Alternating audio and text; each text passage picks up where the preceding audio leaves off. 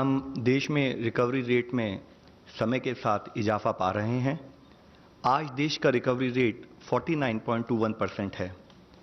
इसके साथ ही एक बहुत ही पॉजिटिव न्यूज़ यह है कि नंबर ऑफ पेशेंट रिकवर्ड अब वह नंबर एक्सीड करता है नंबर ऑफ एक्टिव पेशेंट से। I would just like to highlight कि number of patient recovered presently exceeds the number of active patients. As on 11 June हमारे देश में 1,41,028 इंडिविजुअल्स क्योर और रिकवर हो चुके हैं। इसके साथ ही एक और मुख्य अंश मैं आप लोगों की दृष्टि में लाना चाहूँगा कि कई बार जब हम कंपैरिजन करते हैं तो हम एब्सोल्यूट नंबर की बेसिस पर दूसरे देशों से कंपेयर कर कभी कभी ये बात भी करते हैं कि इस देश में केसेस ज़्यादा हैं, इस देश में केसेस कम हैं। उस विषय में मैं आप लोगों की दृष्टि में यही पॉइंट हाईलाइट करना चाहूँगा कि कई बार ये कंपैरिजन थोड़ा सा मिसलीडिंग, मिसकंस्ट्रूड हो सकता है, क्योंकि कभी भी हम कंपैरिजन जब भी करें तो हमें उससे कंपेयर करना है जिस देश की पॉपुलेशन इक्विवेलेंट है। हम कभी भी जिन देशों की पॉपुलेशन हमारे देश के अनुपात में काफ़ी कम है उससे तुलना नहीं कर सकते हैं। इसके साथ ही आज हम लोगों के साथ DGI समर साहब प्रेजेंट हैं। I would request sir to give his inputs. Thank you, Love. As you have mentioned that the cases per lakh population is amongst the lowest in the world as far as India is concerned, if you compare to several countries across, as is shown in this slide. Similarly, the number of deaths per lakh population is also amongst the lowest in the world as far as India is concerned. And this finding is actually corroborated by the serosurveillance which we have undertaken to monitor the trend of this SARS-CoV-2 infection transmission. Now, what is a serosurvey? A serosurvey, we collect blood samples from a general population and test them for IgG antibodies. And if the antibody test is positive, it means that the person has been infected in the past. And what do we expect from these serosurveys? We expect to see the percentage in the general population, who is at a higher risk of getting infection, which are the areas which need more contained efforts, which need to be strengthened. And the objective is to provide scientific guidance from time to time, and that is the purpose of this, one of the very early surveys that we have done, and multiple surveys will be done as we go on to guide. And similarly, we have been providing the scientific evidence either through the National Task Force or the Joint Monitoring Group to the government, which is the National Task Force chairman is Dr. Vinod Paul, and the Joint Monitoring Group is chairman of the DGHS, and we've been providing scientific evidence. So now let's come to this serosurvey. So this was the first serosurvey conducted in May in collaboration with the state health departments, in collaboration with the NCDC and the WHO. And basically it had two parts. The first part was to estimate a fraction of population to be infected with SARS-CoV in the general population, and that was the part that is completed at the moment. And the second part is to look at the prevalence of this SARS-CoV-2 infection in containment zones in hotspot cities, and that is ongoing as we speak. Now the data was collected, as I mentioned. We took it a written informed consent and ethics clearance, and 3 to 5 ml of venous blood was taken, and then this sera was evaluated for the Ig antibodies by the ELISA test, and this ELISA test is also being made available to the states to carry out serosurvey in different groups of individuals within their states. Now in this, the part one of the survey, which is complete, we had was a population-based serosurvey in which several districts were studied and divided into 4 groups, and in each group, whether it is 0 prevalence by RT-PCR or 0 to 5 or 5 to 10 or more than 10% per million cases in different districts, were divided into 4 groups, and 15 districts were in each group, and 400 individuals were studied from each district. And then from each village or urban area. We selected 10 villages and 40 adults, and every household one adult was studied. So we actually studied about 83 districts in the country, and number of households that were visited were 28,595, and we were able to collect the blood samples and the data from 26,400 individuals.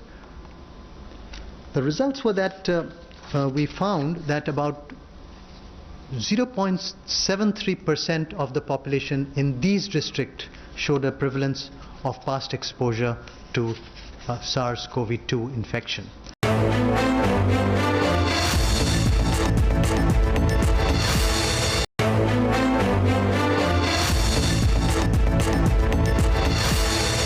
That the lockdown and the containment measures have been successful in keeping it low and preventing rapid spread of this disease over the last 3 months as we speak. However, it means that a large proportion of the population is still susceptible.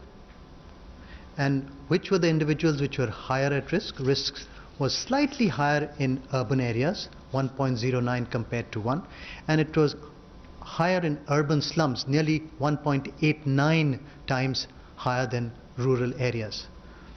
But the good news is that the infection fatality rate was very low. It was 0.08% as far as this 26,000 individuals was looking at the population. The infection in the containment zone was found to be high and variable, and this is still ongoing, and this data is still being looked at.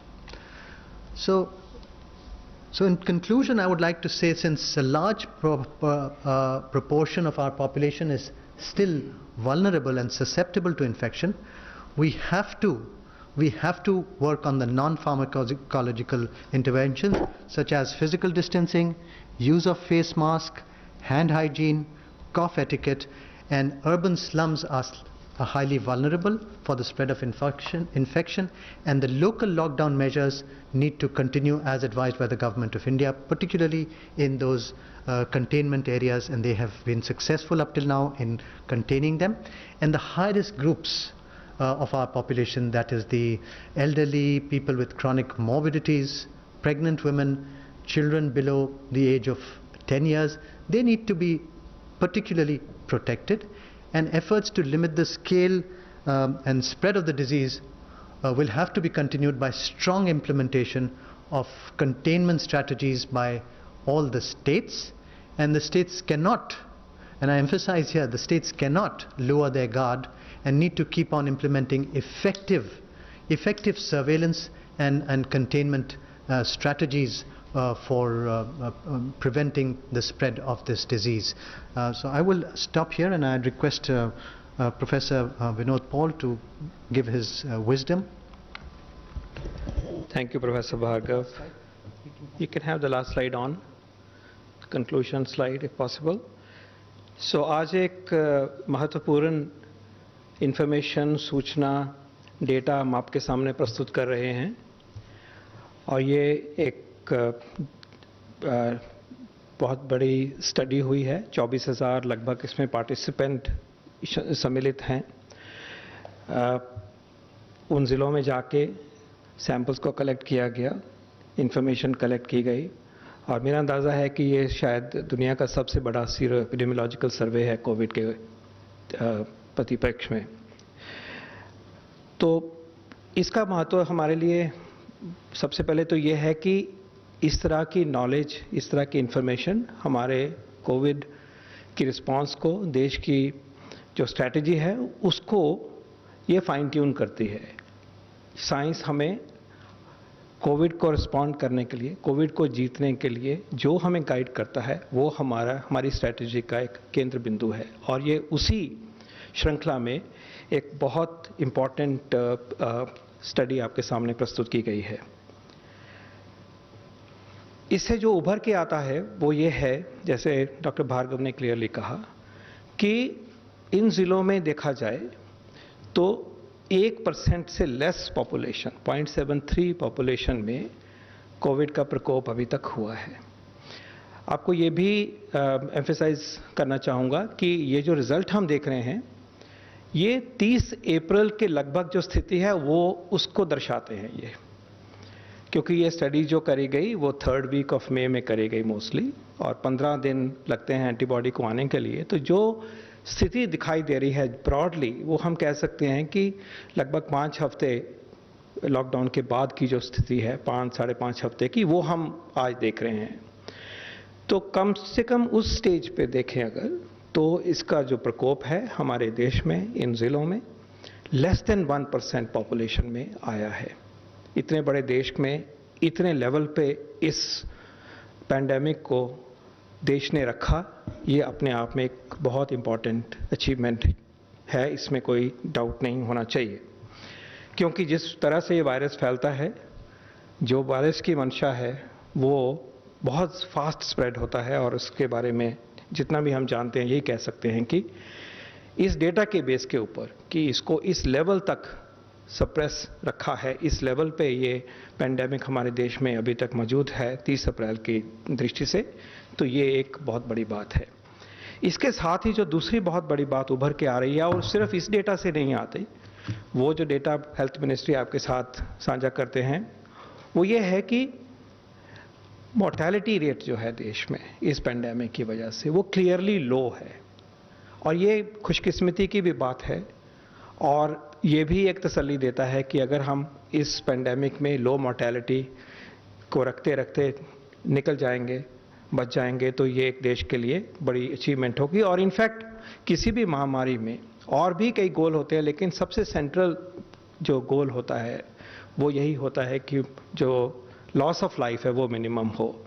तो इस study से ये भी दर्शाया गया है कि mortality लो है, और यही डेटा लव आपसे साझा करते रहते हैं कि हमारे देश का जो मोर्टेलिटी रेट है, और इनफैक्ट ये भी इम्पॉर्टेंट बात है कि वो इम्प्रूव फर्दर हो रहा है। अगर आप कंफर्म केसेस की मोर्टेलिटी का डेटा देखते हैं, जैसे 15 मई को 3.3% है, आज हम इसको कंसिस्टेंटली 2.8% देखते हैं। तो और वैसे भी जो प्रदेशों से जो खबर आती है उसको अगर डेटा को देखें तो कंसिस्टेंटली हम मोर्टेलिटी को नीचे रखने में सब इसमें सक्सेसफुल हुए हैं, इसमें भी कोई दो राय नहीं है। ये तो इन्फॉर्मेशन जो हमारे सामने आ रही है। इसका दूसरा पहलू डॉक्टर भार्गव ने बड़े क्लियर तरीके से पहली लाइन में लिखा है, और वो ये है कि अगर हम इस स्टेज पे थे 30 अप्रैल को और अभी भी हम अर्ली स्टेज में हैं, तो हमारी पॉपुलेशन अभी भी ससेप्टेबल है। इसका मतलब कि ये वायरस जो देश में है मौजूद है, इसमें कोई डाउट नहीं है, इसको हमने कंटेन किया है, इसमें भी कोई डाउट नहीं है, लेकिन ये ससेप्टेबल पॉपुलेशन होने की वजह से ये ससेप्टेबल लोगों को हम सबको पकड़ेगा। तो दूसरा पहलू इसे उजागर ये होता है कि जो हम मेहनत कर रहे हैं कलेक्टिवली, सोशल डिस्टेंसिंग की बात है, मास्क पहनने की बात है, बुजुर्गों को बचाने की बात है, हाइजीन की बात है, और जो बीमार होते हैं उनकी अर्ली केयर सीकिंग और appropriate and quick management, effective treatment और टाइमली टेस्टिंग होना, वो सब जो है उसका जो हमारा एफर्ट है वो कम होना तो एक बात है, उसको हमें बहुत गुना तक ऊपर लेके जाना होगा, क्योंकि आगे ये लड़ाई अभी चलेगी, महीनों तक चलेगी जैसे हमें दिखाई दे रहा है। लेकिन अभी तक इसमें हम सक्सेसफुल हुए हैं बहुत हद तक। हैं प्रॉब्लम्स हैं कुछ एरियाज में जहाँ पे कि वायरस का स्प्रेड ज़्यादा हुआ, वो जोन्स हैं आप सब जानते हैं, और उसको फेस किया जा रहा है। लेकिन हम सबके लिए एक मैसेज है इस स्टडी में, इस अध्ययन में, वो ये है कि अब लो हैं, बचे हुए हैं, हम सप्रेस करके दिखा चुके हैं, लेकिन आगे ये वायरस आ सकता है, हम ससेप्टेबल हैं, इसलिए हमें अपने लिए, अपने परिवार के लिए, अपनी कम्युनिटी के लिए, अपने देश के लिए वो स्टेप लेते रहना है जिनका कि बार बार जिक्र आप सबने भी आगे बढ़ाया है और इस मंच से भी आप सुनते गए हैं। और उस उपलक्ष्य में एक जिम्मेवारी सरकार की तरफ और आ जाती है, और वो है कि जो हमारे एफर्ट्स एट कंटेनमेंट है, जो एपिडेमियोलॉजिकल एक्टिविटी जो लॉन्च करी जाती है, डिजीज़ कंट्रोल के जो एफर्ट किए जाते हैं, और इसी तरह से जो हेल्थ सिस्टम को सशक्त करके तैयारी करते हैं कि देखभाल की जा सके अगर ज़रूरत पड़ती है अस्पताल में, तो हमें उसको भी और भी सशक्त करना है। जो ट्रेस करना है, इवैल्यूएट करना है, टेस्ट करना है, आइसोलेट करना है, क्वारंटाइन, ये जो बेसिक प्रिंसिपल्स हैं डिजीज़ कंट्रोल के, उनको हमें पकड़ के आगे लेके जाना है। और इसी उम्मीद के साथ हम आगे बढ़ेंगे सब। और इस स्टडी ने हमारा रास्ता सशक्त किया है, हमें हौसला भी दिया है, हमें कॉन्फिडेंस भी दिया है, और इसके बेस के ऊपर जो आगे स्टेप होने चाहिए वो लिए जाएंगे।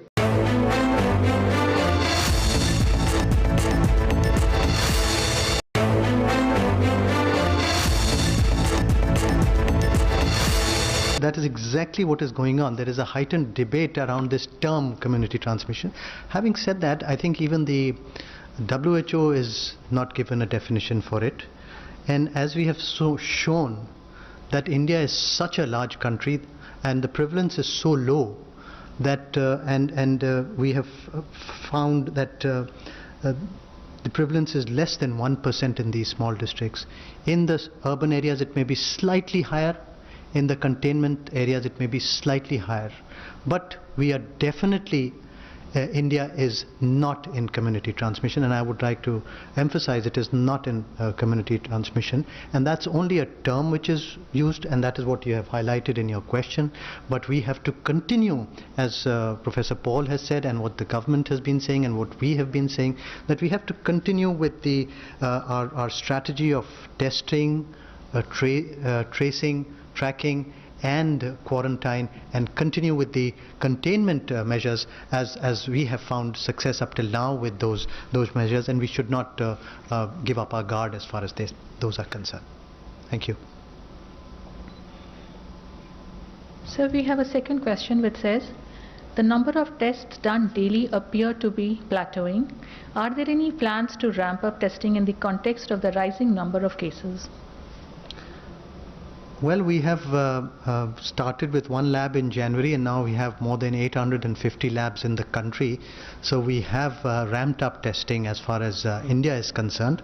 We have clearly very calibrated guidelines that I always say, which were revised on 18th of May, wherein we are now testing, as we speak yesterday, 1.51 lakh tests per day. We have a capacity of doing up to 2 lakh tests per day, and we have completed more than 50 lakh tests a couple of days back. So I think we do have the capacity, and we are we have been ramping them up, and we are definitely only looking at symptomatic ILI and symptomatic SARI patients and asymptomatic high-risk contacts, and that is what the strategy has been, and has been successful at the moment.